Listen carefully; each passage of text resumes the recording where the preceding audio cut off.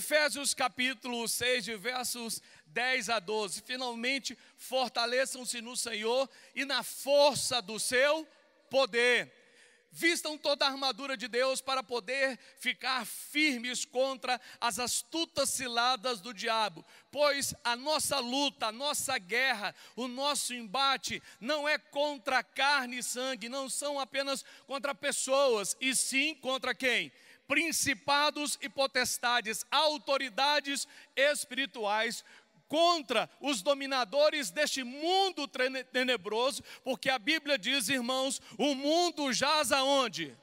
No maligno. E a Bíblia diz, em Efésios capítulo 2, que em outro tempo, antes de aceitarmos Jesus como o Senhor e Salvador das nossas vidas, nós éramos, preste atenção, Efésios capítulo 2, nós éramos guiados pelo príncipe da potestade do ar.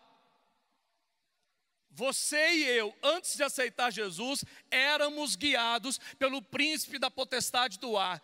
E aí fica claro porque essas pessoas que ainda não têm Jesus, não têm noção alguma de pecado. Por exemplo, um homem casado que adultera, ele vê isso como vantagem, ele não vê isso como pecado. Ele acha que ele está se dando bem num outro relacionamento com mais uma, mais duas ou três mulheres. Ele não acha que isso para ele pode ser pecado. Sabe por quê?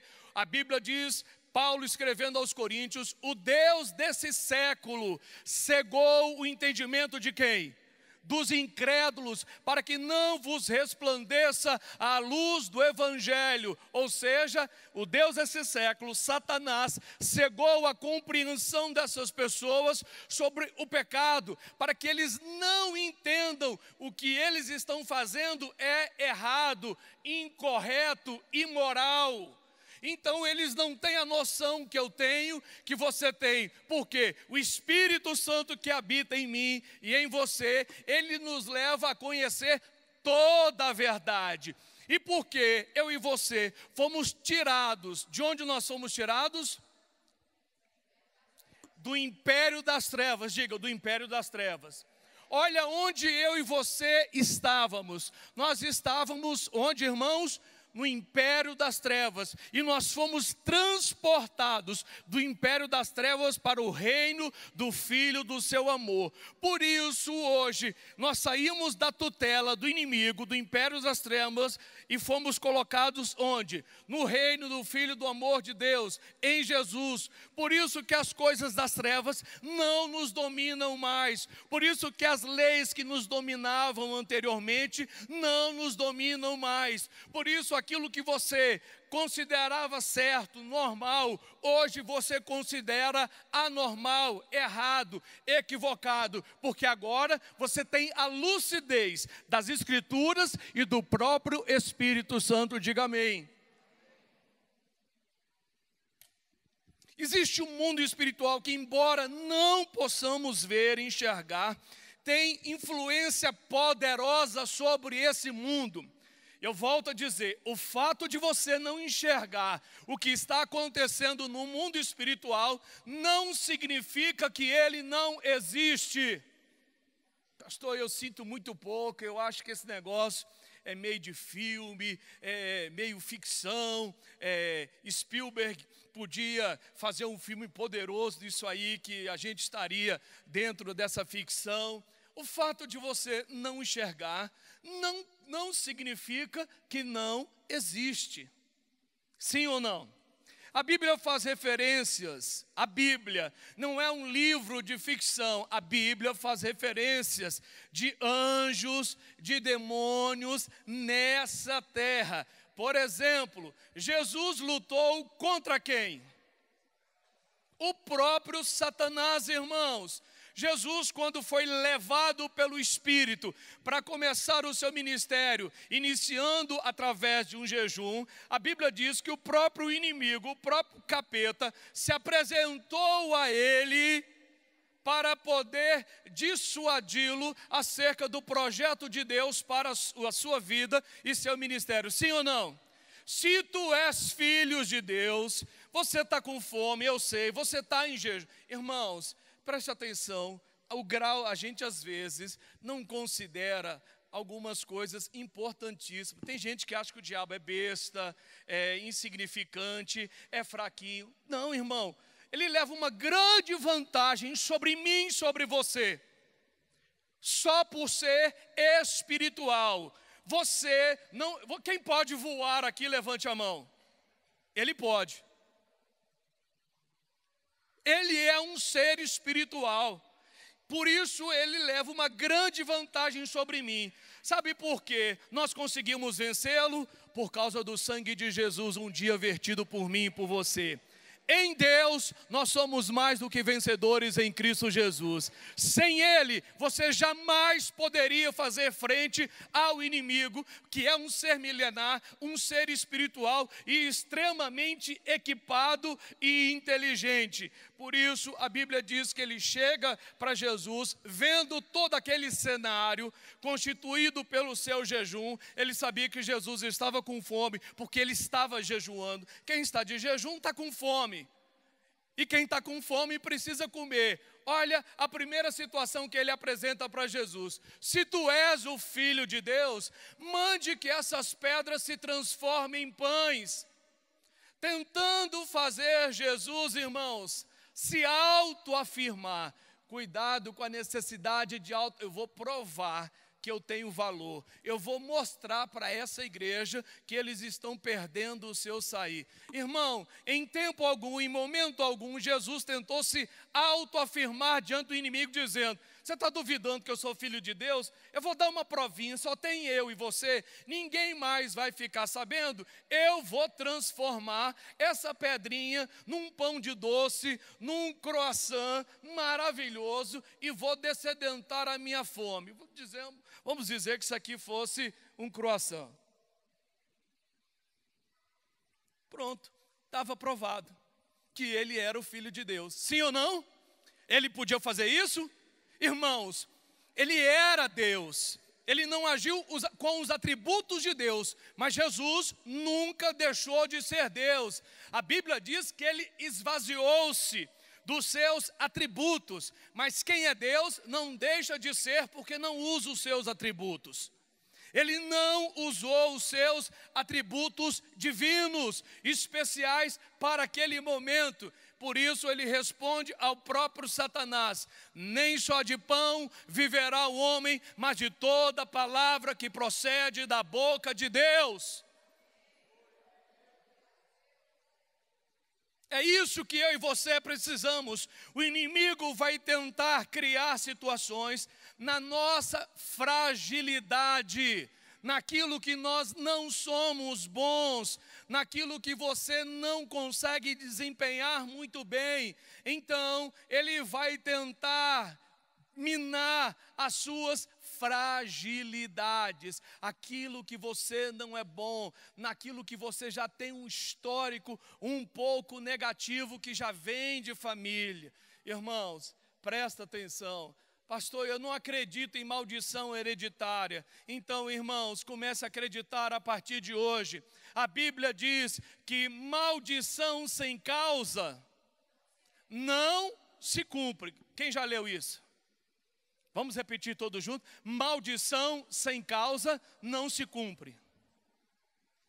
Ou seja, a maldição que tiver causa, ela vai se cumprir indiscutivelmente.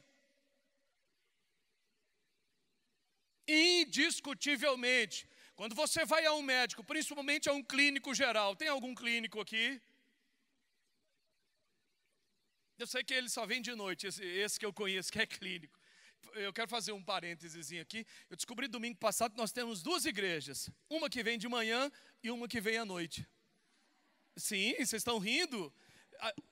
Do grupo, era mais ou menos um grupo parecido com esse, estava aqui de manhã. De noite, apenas 15, 20% levantaram a mão, dizendo que estavam pela manhã. Então, nós temos duas igrejas. Então, você que veio hoje de manhã, se vier à noite, vai ficar em pé. Absoluta certeza. Nós ministramos a duas igrejas distintas. Fecha parênteses, onde eu estava?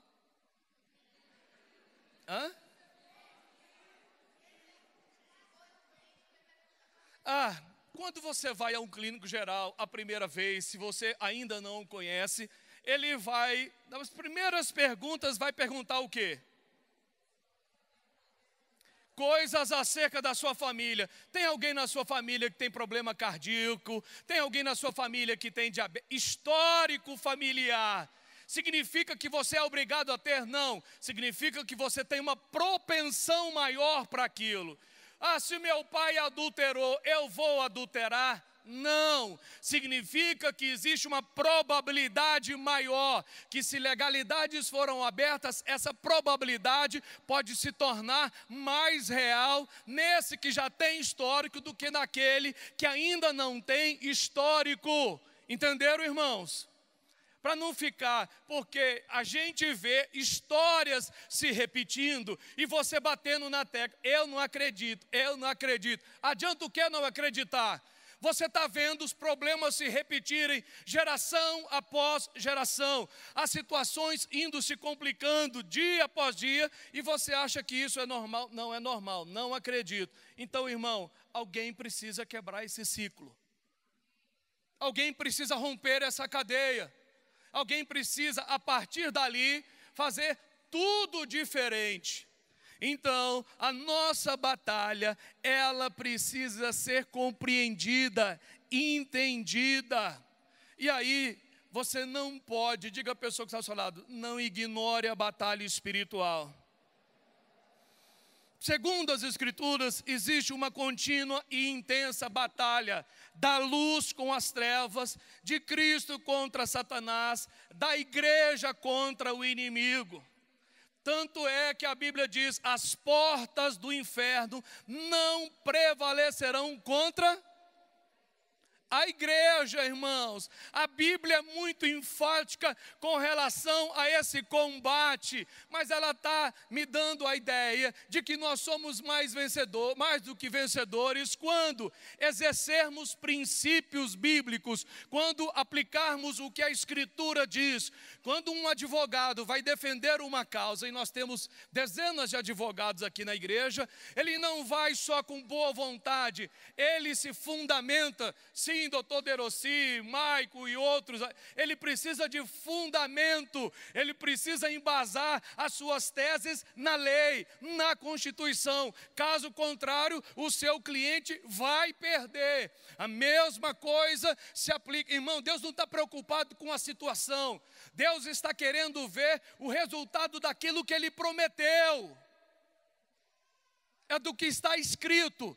Deus não tem responsabilidade com qualquer ser humano. Deus tem responsabilidade com a sua palavra, com as Escrituras. E eu sou filho, Deus é obrigado. Conversa, irmão, não ora, não jejua, não cumpre a Bíblia para ver se você vai viver o melhor dessa terra. Impossível. Nós vivemos num reino onde existem princípios, regras, leis. Quando Jesus cria o homem e a mulher, coloca Adão e Eva naquele jardim belíssimo, de tudo que tinha de melhor, existia naquele jardim. O Senhor disse, disso vocês podem usufruir, disso também, isso você pode comer, disso você pode se fartar de manhã, de tarde, de noite. Vocês podem aproveitar de tudo, exceção o fruto dessa árvore do conhecimento do bem e do mal. Exceção, regra. Podia comer de tudo, mas havia uma exceção a essa regra: a árvore do conhecimento do bem e do mal. Sim ou não? Regra. Irmãos, Deus estabeleceu regras para o seu povo. Existem princípios, leis que eu e você precisamos cumprir. Um dia eu atendi uma pessoa, pastor, o imposto é injusto, então não seria injusto a gente sonegar, porque se a gente sonegar, o outro não vai roubar lá na frente. Eu falei, minha filha, meu filho, vocês estão fazendo o que eles estão fazendo numa escala menor. Numa escala menor, não de milhões, de milhares. Mas vocês estão repetindo a história. Eu quero aproveitar essa semana e me mandaram um vídeo muito bacana, onde o autor desse vídeo dizia uma coisa, e isso não tem nada a ver com batalha espiritual em princípio. O problema da corrupção do nosso país, irmãos, ela não está no topo da cadeia. Ela não vem só de políticos, de pessoas milionárias, bilionárias. O problema da corrupção do nosso país está na base, no meio das famílias, junto com os filhos, porque os pais não ensinam os seus filhos mais o princípio da retidão, da honestidade, a não pegar o que não é dele. Não é só lá em cima, a gente está vendo em cima, porque fala de milhões, de bilhões, mas está na base. Eu vou provar, quando você fura uma fila, você está quebrando uma regra, um princípio de se manter no seu lugar. Isso é corrupção. Quando você tenta sonegar um imposto, pagar um pouco menos, adicionando uma nota fria à sua declaração de imposto, irmãos, para Deus não existe pecadinho ou pecadão, existe pecado, é raro o alvo dele. Quando você fala mal de A, de B ou de C, você está pecando, e isso também é corrupção. Ou seja, a gente está vendo o problema no topo dessa cadeia. O nosso país está arrebentado. Será que o nosso país está arrebentado? E você vai observar a herança disso. Quando nós fomos colonizados, irmãos, não eram brasileiros que estavam aqui. Os portugueses vieram para o Brasil simplesmente porque descobriram essa terra e viram que aqui tinha muita coisa boa. Eles sabiam que não iam ficar. E aí o jeitinho brasileiro se criou nessa herança. Ao invés de construir algo sólido, algo definitivo, nós não vamos ficar muito tempo aqui. Faça uma pontezinha de madeira qualquer, porque rapidamente nós vamos embora. Nós estamos aqui só para explorar essa terra. Depois nós vamos embora. Esse é o legado que nós recebemos dos nossos colonizadores. Isso ficou enraizado. Essa é a ideia do jeitinho brasileiro. Essa é a ideia que os nossos colonizadores vieram implantar aqui. Levaram o que não era deles. E isso tem se perpetuado. Quando esse ciclo vai ser quebrado? Quando você for convidado a uma coisa ilegal, injusta, incorreta, dizer: não quero, não aceito, mesmo com todos esses benefícios. Não quero fazer parte disso. Quando você ensinar os seus filhos, ele chegou com uma borracha nova da escola. Ele voltou aquele dia, na hora do dever, você deu uma borracha branca, ele está com uma vermelha. Meu filho, onde é que apareceu essa borracha? Não, eu peguei lá na minha escola. Você pegou? Então, amanhã nós vamos à escola e você vai devolver essa borracha. Essa borracha não é sua, eu não comprei para você, então nós vamos devolver. Meu pai fazia isso comigo. Um dia eu estava na casa do meu avô materno e cheguei em casa com algumas moedas e meu pai me viu tirando da minha bermuda, do meu short. Ele falou: onde você pegou essas moedas? Eu peguei na casa do vovô. Ele te deu? Não. Primeira coisa, ele não me levou à casa do meu avô. Sabe o que ele fez? Ele me deu uma surra. Você vai apanhar porque você pegou o que não é seu. Irmão, e não era surrinha assim, não. Meu pai chorando e eu também. Ai, eu não queria, mas tenho que te bater. Ai. Não era surra. Irmão, já apanhei com um cinto de ferro, de cabo de ferro. Um dia eu apanhei tanto que meu pai errou a volta do cinto. Ao invés de ele bater com a ponta do cinto, ele bateu com a ponta da fivela. Saiu sangue da minha perna. Até esse dia ele se constrangeu. Ele viu que eu estava chorando de noite. Ele falou: quer dormir lá comigo? Lá com sua mãe? Eu falei: não, quero dormir aqui. Aí pegou, ajeitou o cobertor, doído, porque claro, ele vê o filho machucado. Era assim que se resolvia. Era ou não era, irmão Pedro? Era na lapa. Agora, olha a qualidade dos homens anteriormente, olha a qualidade dos caras hoje. Os caras sequer têm coragem de pedir a menina em namoro. Um dia o cara, pastor, me ajuda a jejuar porque eu quero falar com a menina para namorar. Falei, conversa, não precisa de jejum não, irmão. Chega para ela e diz, ei, quer namorar comigo? Conversa, negócio de jejum, me ajuda. Irmão, tem que chegar e falar, ei, quer namorar? Aí, não existe mais isso, não existe correção. O filho faz qualquer coisa, xinga, ninguém fala nada. Quando ele virar adulto, ele vai fazer o que esses estão fazendo hoje em dia, irmão. Porque não foram corrigidos. Se a gente não pegar, a polícia pega, como está pegando esses aí agora. O pai não pegou, a polícia está pegando, irmão. Aí não adianta chorar, eu não sabia, eu não tinha, aí não adianta. Aí o inimigo existe. Não, o inimigo sempre existiu. Então, a Bíblia está dizendo que existe essa batalha entre luz e trevas, entre a igreja e as trevas, entre Cristo e Satanás. Sim ou não? Para você ver o tanto que isso é real, a Bíblia diz, irmãos, que Deus tem o controle de todas as coisas em suas mãos. Posso ouvir seu amém? Quem está entendendo o que eu estou falando, diga amém bem forte. Amém. Quem não está entendendo nada, diga glória a Deus. Então me anima aí de vez em quando, dá um glória a Deus aí, para eu pensar, eles estão vivos. Quem é professor aqui? Levante a mão. Olha o tanto de professor. Não é bom quando os alunos participam? Você não pode participar perguntando, pastor, tal coisa, porque a turma é grande. Mas você pode participar dando glória a Deus. Eu vou entender, está vivo, está entendendo, está prestando atenção. A Bíblia diz, irmãos, que o controle está nas mãos de Deus, sim ou não?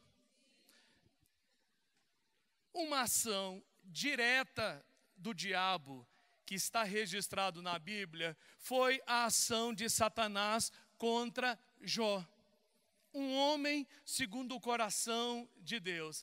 Para você não pensar que você está sofrendo porque você está em pecado. Tem gente, irmãos, que pensa que a luta só vem para quem está em pecado, para quem errou contra Deus, para quem não está orando, para quem não está jejuando. A Bíblia diz que não foi a mulher de Jó, nem seus filhos, nem seus genros, quem disse, esse homem é reto, íntegro, temente a Deus e que se desvia do mal. Quem disse isso? Não, foi genro de Jó. Foi? Quem disse que Jó era reto, íntegro, temente a Deus e que se desviava do mal? Deus disse. Então não foi ninguém da sua família, do seu parentesco, quem disse que Jó tinha todas essas qualidades incríveis. Porém, a Bíblia diz que o inimigo resolveu atentar contra a vida de Jó, contra a sua família e os seus bens. Sim ou não? Mas observe que Deus tem o controle nas suas mãos. Quando a Bíblia diz, não vos sobreveio tentação, uma outra tradução diz, provação que não fosse humana. Antes, junto com ela, o Senhor proverá o quê? Livramento. Só para você entender o que é tentação. Tentação, irmãos, é diferente de pecado. O significado da palavra tentação significa indução ao erro. Ou seja, quando você está sendo tentado, o inimigo está tentando induzir você ao erro, ao equívoco. Enquanto você não sanciona aquilo, não pratica aquilo, você não pecou contra Deus. A Bíblia diz que Satanás tentou induzir Jesus ao erro. Jesus foi tentado, mas não pecou. Sim ou não? Então nós entendemos que o controle está nas mãos de Deus. Ele chega para Deus, olhe como o diabo é astuto, como ele existe, como ele tem voz e como Deus o considera. O diabo chega para Deus de rodear a terra, de ver como as coisas iam. Ele chega diante de Deus e diz, é claro que esse homem tem que te adorar. É claro que ele tem que te bem dizer. É claro que a família dele tem que ir à igreja todos os domingos. É óbvio. O Senhor o cercou de todos os bens possíveis. O Senhor deu tudo o que ele merecia e não merecia. Esse homem foi cercado de benefícios diversos. Por que ele não estaria fazendo o que está fazendo diante do Senhor? Ai, Deus, como conhece o coração do homem, ele disse, pode atentar contra a saúde dele, menos contra a vida dele. Aquele homem, irmãos, ele passa por todo tipo de dificuldade e de doença, ao ponto de ter que pegar um caco de vidro e raspar o pus que havia, de tanta pululência que havia no seu corpo, na sua carne. Com tudo isso, diz a Bíblia, não pecou Jó contra o Senhor. Observem que o inimigo, ele tentou destruir a vida de Jó, mas não o fez porque Deus delimitou a ação do diabo. Isso você pode, isso você pode, isso você pode. Mas isso aqui, contra a vida dele, jamais.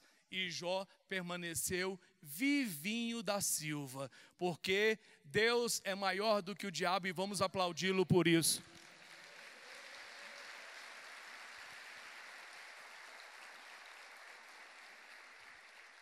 Nos relatos dos evangelhos, nós vemos a ação do diabo nos impressionar.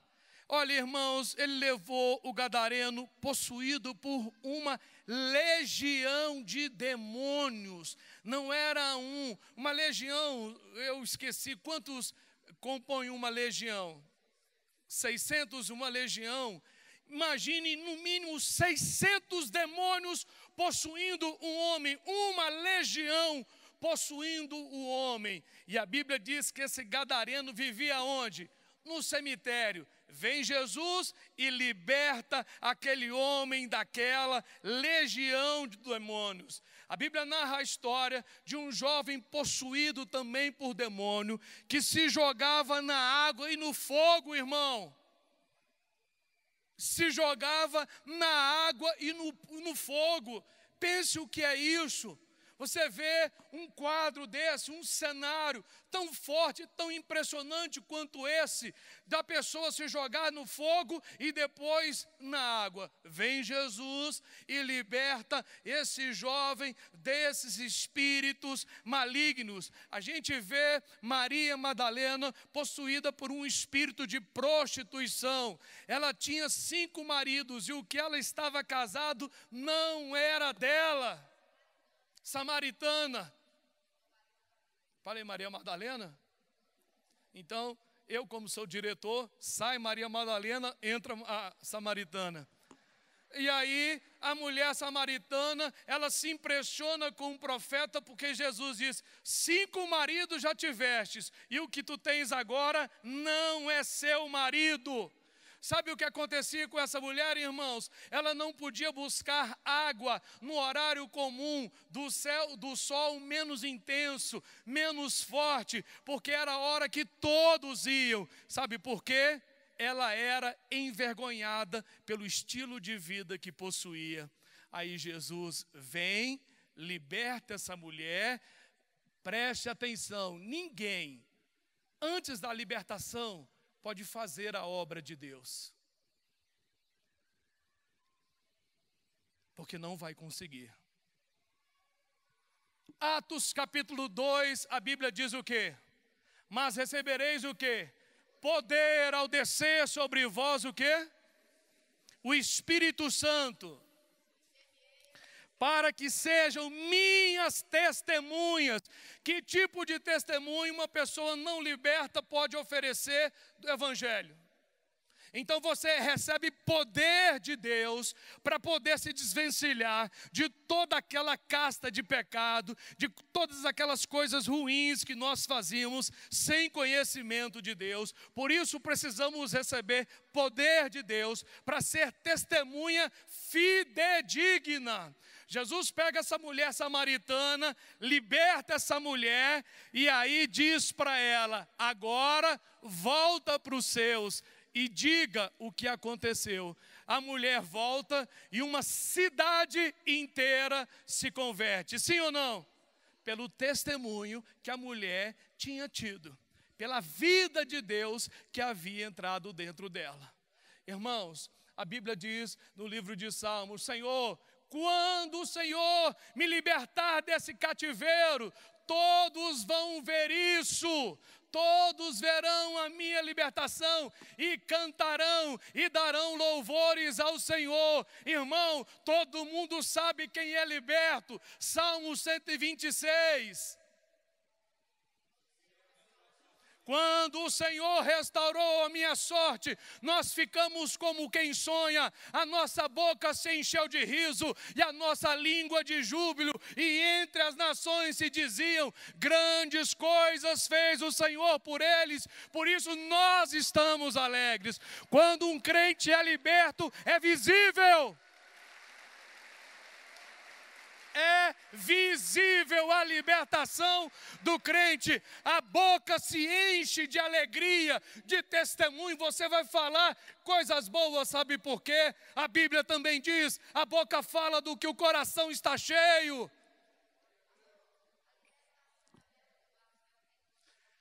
As mulheres viram aqui, boa parte que estiveram na última rede, a libertação da esposa do pastor Cláudio Duarte, a Mary Duarte, como Deus foi lindo com ela, como Deus acelerou o processo, mas antes de ser liberta, ela não poderia dar testemunho. Hoje ela está dando testemunho porque o Senhor alcançou a sua vida.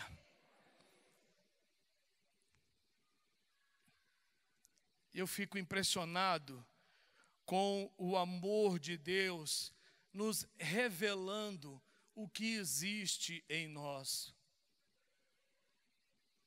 Eu digo sempre, você está enfrentando um problema, uma oração resolve. Se você está enfrentando um problema, você orou, não resolveu, jejue. Se você orou, jejuou, é necessário uma libertação. Porque a Bíblia diz, irmãos, que há determinadas castas que só saem como? Jejum e oração. Agora tem cara que não quer jejuar, não quer orar e quer andar bem, quer ser feliz, quer prosperar, quer ter vida de Deus, quer unção, quer revelação. Impossível! Há determinadas castas que você tem que implementar jejum e oração para se ver livre daquele problema crônico. É igual uma enxaqueca, é um problema crônico. Você tem que saber a causa, o que está provocando esse problema que se repete, que se torna reticente na minha vida, porque ele se sucede de tempos em tempos.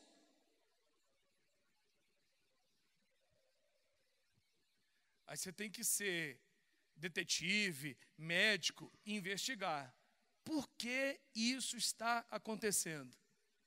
Por que isso se repete de semana em semana? Aí você tem que olhar o pano de fundo, o histórico da sua família, ver se alguém tem um problema parecido com o seu, e aí você vai conseguindo mapear a sua vida. Lá em casa, irmãos, a gente faz batalha espiritual por tudo que você imaginar.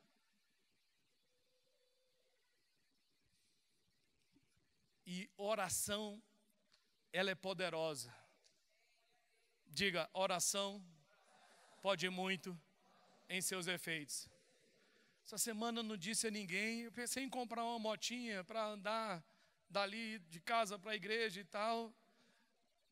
Aí eu falei para o meu filho menor, para o João, ele contou para a mãe dele, e estava no dia de oração, ela, minha filha e minha sogra. Irmão, pensa que se eu comprei a moto, nada deu certo. Nada funcionou. Oração contrária. Até a pastora Rosa entrou. Mas eu estou dizendo, Senhor, tem misericórdia de mim, é um sonho, eu vou andar devagarzinho. É só um sonho. É um desejo. a Bíblia diz, e eu estou procurando agradar a Deus, irmão. A Bíblia diz, agrada-te do Senhor, e Ele satisfará os desejos do seu coração. Mas eu fiquei chateado na quinta-feira, porque elas oraram, e ainda estava eu e pastor Ricardo e meu filho. Eu falei, eu tenho certeza que nessa hora está havendo uma batalha do céu contra mim agora. Não compra, eu fecho as portas, não vai dar certo. Envia anjo lá, Senhor diz não, fecha isso, fecha aquilo. Irmão, eu fiz de tudo, tudo tinha para dar certo, mas nada funcionou. Glória a Deus, irmão. Eu vou orar também contra os seus sonhos. Depois eu falei para minha filha, você acha justo orar contra o sonho de alguém? Não. Então por que você está orando contra o meu? Papai, é perigoso. Eu falei, então eu vou orar contra um seu também. Irmão, a guerra espiritual, ela é real. Até em casa. Você tem que ficar ligado, você tem que ficar atento para discernir. Agora, cuidado para não chegar para o seu marido, que é o ímpio. Eu te repreendo, Satanás, está amarrado. Aí ele vai falar, você está me chamando de Satanás? Irmão, a Bíblia diz, a nossa luta não é contra carne e sangue. Diga, a minha luta não é contra a minha família. É contra principado e potestade. Contra dominadores desse mundo. O inimigo, ele pode instigar. Então, eu provei para você, dentro de um contexto bíblico, escriturístico, que o inimigo existe. Diga, o inimigo existe. Agora, quando você vai entrar numa guerra, você precisa estar convencido e certo de que tudo está ok com você. Porque, irmãos, o diabo não pode nos atingir desde que não haja legalidades na nossa vida. Ele não pode nos atingir desde que não haja legalidades na nossa vida. Há muitos anos atrás, um pastor chamado Léo Lilia lançou um livro. Esqueci o título do livro. Não. Nenhuma hora, onde as pessoas se encantaram com o poder da oração. Um grupo de jovens da Holanda se encantou com o poder do nome de Jesus, e havia um centro de prostíbulo muito forte no centro da Holanda, e esses jovens animados com o poder da oração foram lá, oraram, guerrearam. Eu sei que o prostíbulo fechou, acabou toda aquela situação de prostituição no centro da Holanda. Depois de alguns meses passados, todos aqueles jovens estavam desviados. Por que isso? Eles não estavam preparados para o nível de batalha que enfrentaram. Quando você enfrenta uma guerra contra o inimigo, você tem que estar certo de que 95%, 99%, 100% da sua vida está intacta com Deus. Por isso você precisa criar alguns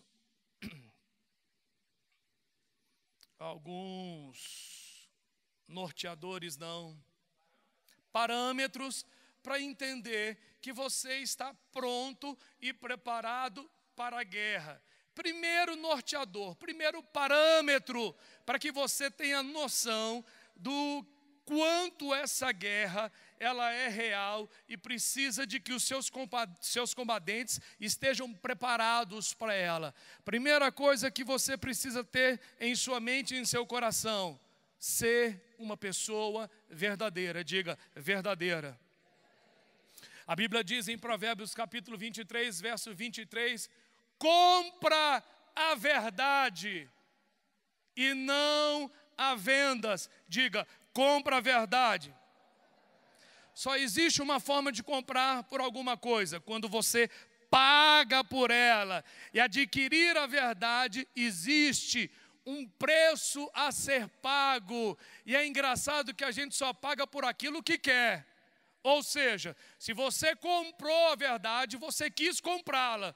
Você quis pagar o preço efetivo dela. E a Bíblia está dizendo: compra a verdade e não a vendas. Outra tradução diz: não a deixes. Ou seja, falar a verdade é condição sine qua non para qualquer pessoa de caráter, principalmente para crente. Principalmente para crente, falar a verdade. Para isso, às vezes, você pode desagradar desagradar. Esse é o preço para você falar a verdade. Ser honesto. A Bíblia diz: conhecereis a verdade. O artigo aí é definido. Conhecereis a verdade, e a verdade vos libertará. Falar a verdade, irmãos, significa que você é filho de Deus. O diabo só é pai de uma coisa. Nunca esqueça, o diabo só é pai de uma coisa. Ele é pai da mentira.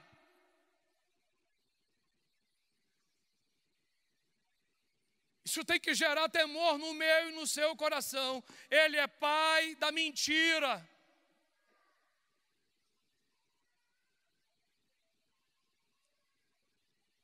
Porém, a Bíblia diz que Jesus olha o artigo definido de novo, Jesus é o quê? O caminho, a verdade e a vida. Olha o contraste entre o diabo, pai da mentira, e Jesus, pai da verdade. O caminho, a verdade e quê? A vida. Existe um contraste grande. Ai, pastor, não sei por que eu não passei, não sei por que eu não ganhei, não sei por que não saiu, não sei por que não deu certo. Comece a ferir a sua vida. Comece a verificar esses pontos importantíssimos aqui. Falar a verdade, mesmo que isso inicialmente traga prejuízos a você.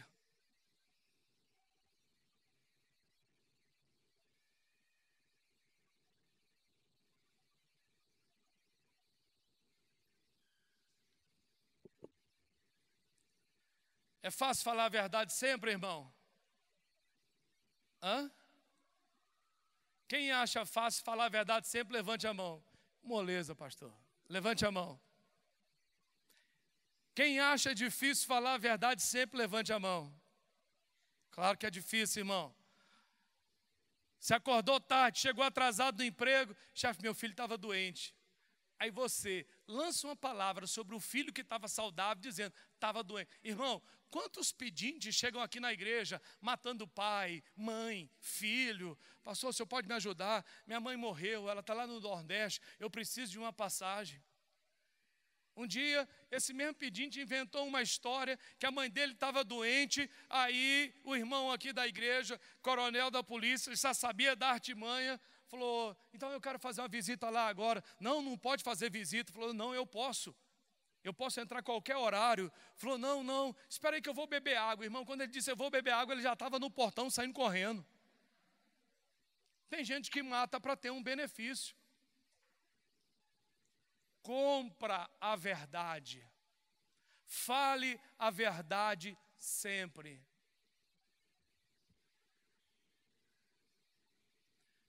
Aí vem aquelas histórias na hora de expulsar demônio, aquela coisa. Você vê o endemoniado aqui, aí você pensa logo na sua vida. Eu não vou lá não, depois ele começa a dizer as coisas que eu fiz essa semana, eu estou enrolado. Irmão, e o diabo diz mesmo. O que ele viu, ele pode dizer.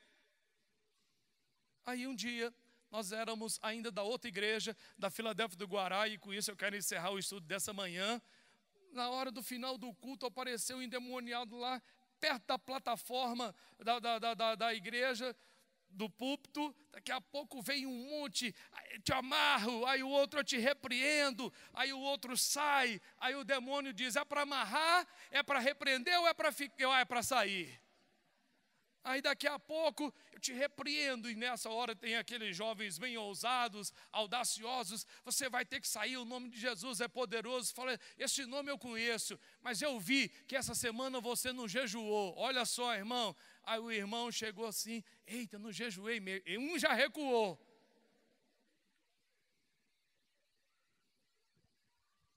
Numa situação dessa, o que o inimigo falaria de mim ou de você? Ei, comedor de linguiça, você nunca jejua. Quem é você para me expulsar? Irmão, o diabo vai sair porque você deixou de comer linguiça? Porque você comeu linguiça? Ou ele tem que sair por causa do nome de Jesus? Está havendo treva lá na sua casa? Uma discórdia? Uma situação que você não quer ver mais? Jejue, se prepare, entre na presença de Deus, ordene. Nessa casa você não tem poder de permanecer. Aqui mora um filho, uma família de Deus. Sai! Está perdendo tempo, irmão, não fazendo isso. Pastor, meu marido está frio. Todo espírito de frieza espiritual, descontentamento. Irmão, começa a fazer batalha espiritual. Toda a treva que está se levantando contra mim, contra esse meu negócio, contra isso, contra aquilo, eu ordeno agora, retroceda, bata em retirada. Se você entrou por um caminho, você vai ter que fugir por 7. Saia em nome de Jesus. Porque maior é aquele que está em vós do que aquele que está no mundo. Irmão, o que está resistindo você na sua casa, no seu emprego, nas suas finanças?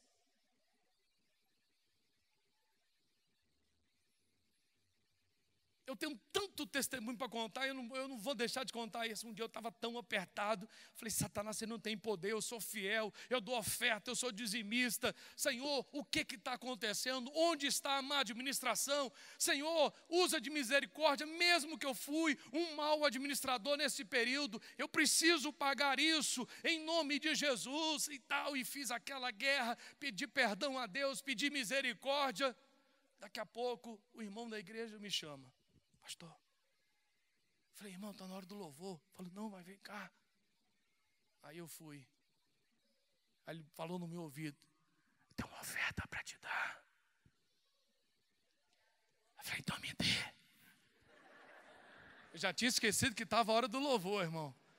Então me dê. Aí ele me deu o cheque, botei no bolso. E eu doido para ver na hora do louvor quanto tinha aqui dentro do bolso e tá. Aí veio a oração da fé e eu doido para pegar no negócio. Eu falei, não vou deixar ser dominado por isso. Um momento antes de pregar, a minha esposa foi dar um aviso. Eu falei, no aviso eu vou olhar. Bom, nesse dia eu preguei tão bem. Eu estava tão feliz que eu vi o livramento de Deus. Mas eu passei a semana inteira orando, jejuando. No início do nosso ministério, eu não tinha quase nada. Naquele mês eu não tinha dinheiro para fazer compra. E eu e minha esposa, no nosso quintal, lembra, meu bem? Eu não sou nordestino, mas sou casado com uma nordestina e genro de nordestino. Estava deitado numa rede e estava orando, Senhor, tua palavra diz, eu nunca vi um justo mendigar o pão. E comecei a orar, falei, o Senhor não aceita essa desgraça na minha vida, essa necessidade doida, não tenho o que comer, não vou ligar para o meu sogro, não vou pedir para o meu pai, e orando, chorando, eu e ela, e a gente chorava, né, meu bem, lembra daquela manhã? Acho que era uma segunda-feira, e chorando, daqui a pouco a campainha toca, era uma irmã. A hora que eu olho na janela, abro a persiana, eu falei, faltava essa, ainda tem que atender nessa hora. Plena segunda-feira, depois de ter chorado a manhã toda, aí eu troquei de roupa, fui abrir o portão. A irmã não era nem da nossa igreja, era da Filadélfia do Guará. Pastor, tudo bem? Eu falei, tudo bem, irmã. E vim fazer uma visita. Eu falei, oh, que bom, irmã. O senhor pode me ajudar aqui? Eu falei, com o quê? Tem umas coisas no porta-mala. Eu falei, ai meu Deus, só faltava essa. Quando ela abriu o porta-mala, cheio de sacola do Carrefour. Eu falei, qual dessas é para tirar? Não, Deus mandou fazer compra para vocês. Foi o quê? Deus mandou fazer compra. Aí tá que tira a sacola, tá que tira a sacola. Eu botei na cozinha, eu vendo uns negócios diferentes, doido para abrir a sacola para ver que coisa era diferente aquela. Latinha de café que a gente nunca tinha comprado. Era até 3 corações as latinhas de café. Falei, meu Deus, e era leite condensado. Eu falei, ai Deus, leva logo essa irmã. Doido para ver a sacola e tudo. Mas o que eu quero dizer com isso? Irmão, a oração pode ir muito em seus efeitos. Se você não orar, o céu vai continuar do mesmo jeito. Vamos ficar todos de pé.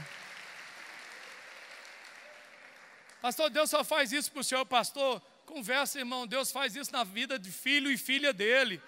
Você é filha dele, você é filho dele. Ora, ora. Qualquer dia posso bater eu lá na sua porta, levando uma compra lotada para você. Nesse dia só veio coisa que a gente nunca tinha comido, não sabia nem como preparar. Era tanta coisa gostosa. Eu falei, o que é isso? Será que isso presta? Era tanta coisa diferente. Irmão, no iniciozinho, tem gente da minha idade para trás, os novos não sabem o que é isso, porque os pais são bem de vida. Sabe como é que os antigos tomavam iogurte? Isso quando tomava, pegava a colher, colocava a colherzinha assim, aí batia a colher para tirar o excesso e botava na boca. Aí de novo, para demorar. Mas hoje o cara toma de morango, de pera, gastei. Naquela época podia vir vencido, que você tomava. Aquela época de negócio de Coca-Cola, domingo, embora que suco, aquele vermelho, artificial, botava gelo, ficava uma delícia. Que suco mesmo, tem ainda que suco? Hoje é Tang, é aqueles outros nomes. Na minha época era que suco, quase que isso, mas era que suco. Então, irmão, hoje, aí você tomava o iogurte, era uma bandejinha para 4, para 5. Você pegava a colherzinha assim, batia, botava na boca, depois botava assim, batia. Era assim, irmão. Hoje, a vereda do justo é como a luz da aurora, vai brilhando mais e mais até ser dia perfeito. Hoje, você tem neto, você quer... Gustavo, você tem um casalzinho de gêmeos. Os avós dão muita coisa. Irmão, tem pai e mãe que não precisa nem comprar. É só falar para o avô e para a avó que dá tudo. Eu estou vendo o Nicanor e Sônia ali. Dá tudo para a neta. De vez em quando eu vejo uns... Ai, se eu tivesse uma avó assim na época. Você tem condição, irmão.